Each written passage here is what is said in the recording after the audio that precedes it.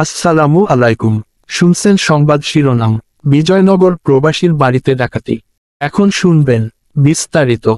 ব্রাহ্মণবাড়িয়া বিজয়নগর উপজেলা পাহাড়পুর ইউনিয়নের কামালপুর গ্রামে প্রবাসী মোহাম্মদ তৌহিদ মিয়া ও তার ভাই সেলিম মিয়ার বাড়িতে ডাকাতের ঘটনা ঘটে। বাড়িতে থাকা সেলিম মিয়া জানান, গত রাত 12:30 দিকে 10 থেকে 15 জনের একদল ডাকাত আমার ভাই প্রবাসী তৌহিদ মিয়ার ঘরের তালা ভেঙে প্রবেশ করে আমার ভাইয়ের স্ত্রী সন্তানদেরকে অস্ত্রের মুখে রুখে তাদের ঘরে থাকা প্রায় 2 লাখ টাকা, 2 ভরি মতো স্বর্ণ গয়না নিয়ে যায়।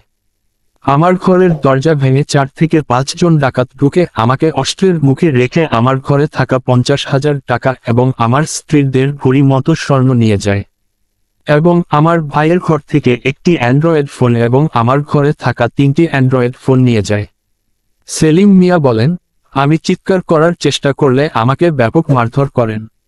এই ব্যাপারে আউলিয়া বাজার তদন্ত কেন্দ্রের অফিসার ইনচার্জ আইসি আলাউদ্দিন বলেন, খবর পেয়ে ঘটনাস্থলে পুলিশ পাঠিয়েছি। পরিবারের সাথে কথা বলছি, ডাকাতির সাথে জড়িতদের দ্রুত গ্রেফতারের চেষ্টা করছি।